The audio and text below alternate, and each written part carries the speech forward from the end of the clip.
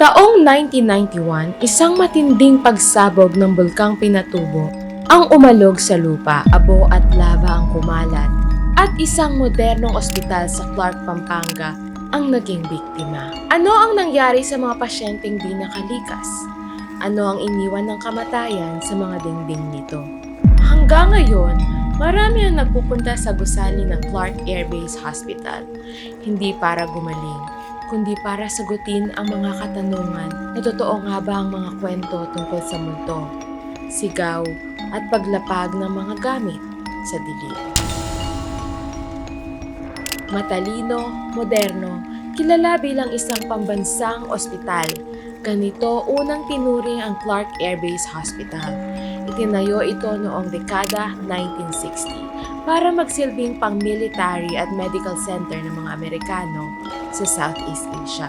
Pero isang malagim na pangyayari ang nagpasalin-salin sa maraming tao tungkol sa ospital na ito. Nang ang natural disaster na kumain sa lupain noong 1991, ang Mount Pinatubo eruption ang naging daan para tuluyang iwanan ng ospital. Dahil doon, unti-unti rin itong tinamaan ng kalumaan, pagnanakaw, looting, at pagkalat ng abo. Ngayon, isang sugatang gusali na lang ang natira, pero may mas mabigat na naiwan, mga kwento ng kababalaghan at espiritu. Sa pagdaan ng taon, habang ang gusali ay unti-unting nakakalas, nagkaroon ng iba't ibang ulat mula sa mga gwardya, mga kalapit na residente at mga ghost hunters.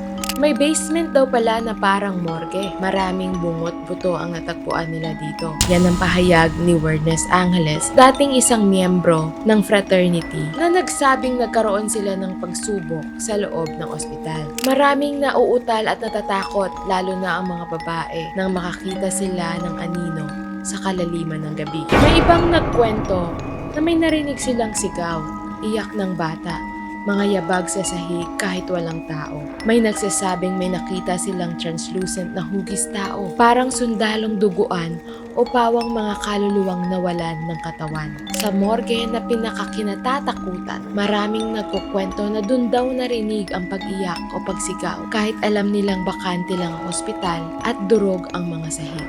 Sa ibang ulat, may mga bagay na lumulutang, nagliliparan. Minsan, may naitatapon na wala namang nasira, parang galit ang presensya. Hindi lang mga lokal ang interesado.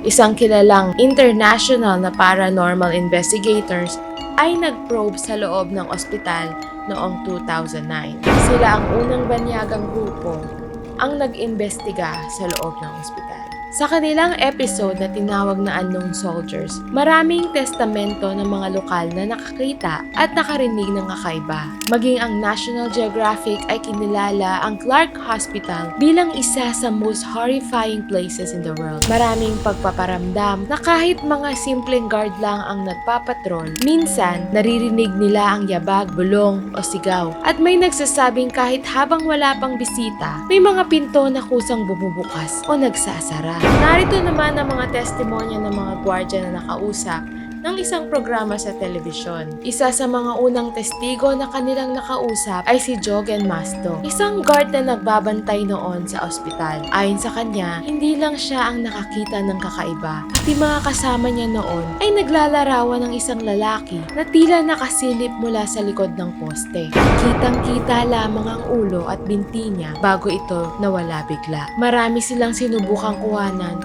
sa mga sulok at butas ng ospital, at ito ang kanilang mga nakita.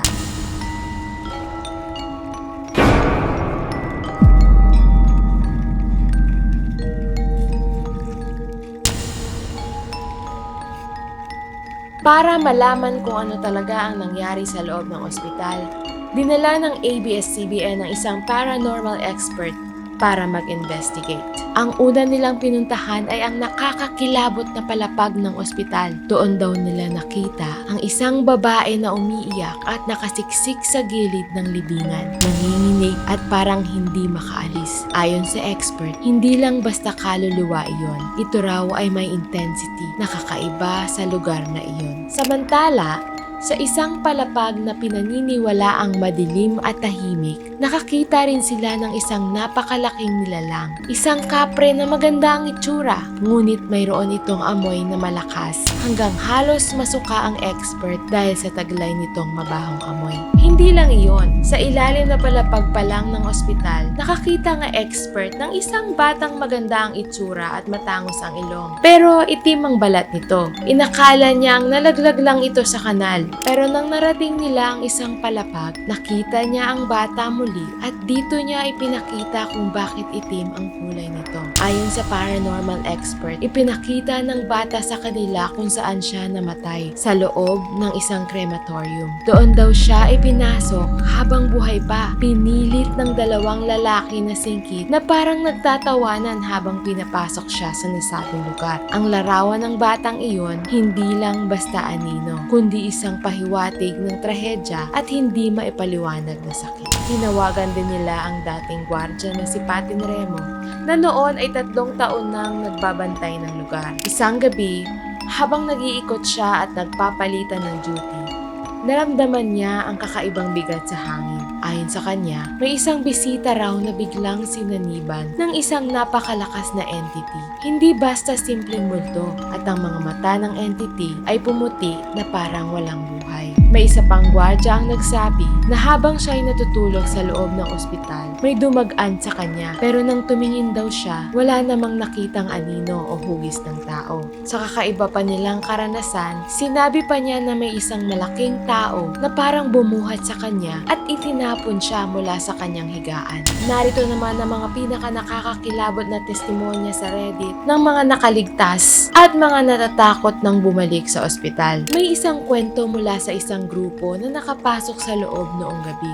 Sabi nila, sobrang dilim. Literal na wala ka nang makitang kahit anong hugis o dilaw na ilaw. Tanging yabag ng patak ng tubig at palaka sa labas yung maririnig mo. Pero habang papalapit sa basement, may nadama silang kakaiba. Malamig, mabigat na hangin, parang may humihit-hit ng hangin malapit sa leeg nila. Sabi ng isa, may nakita siyang dilaw at puting orb na parang usok o liwanag. Lumilipad mula sa sahig at nang kumurot siya, nawala ito. May isa namang nakapagsabi, may narinig silang batang tumatakbo, iyak ng babae at sigaw ng tulong. Pero nang lumingon sila, walang tao. Sa exit, parang may humahabol sa'yo. Napakabigat ng pakiramdam. Ang Clark Air Base Hospital ay hindi lang gusali ng bato at konkreto. Ito ang tahanan ng pag-asa at lunas. Isang modernong hospital para sa maraming sundalo noong digmaan. Ngunit nang tumama ang sakuna ng kalikasan at digmaan, ang ospital na iyon ay naging dambana ng trahedya at kamatayan. Ngayon na iniwan ito ng tao, nakita natin kung paano ito unti-unting kinain ng panahon at kalumaan. Pero marami rin ang nagsasabi na merong naiwan dito. Kaluluwa, alaala, luha, sakit at sigaw. Mula sa mga testimonya ng mga gwardya, lokal, ghost hunters, pati na rin mga international crew, may isa silang nababanggit. Maaaring inaabot tayo ng mga espiritong hindi makalabas. Kung gusto nyong makita ang susunod na espiritual na kwento, mag-subscribe sa channel na ito, Docu Dayan, at i-hit ang notification bell. Sabay-sabay nating panoorin ang susunod na kwento ng kababalaghan.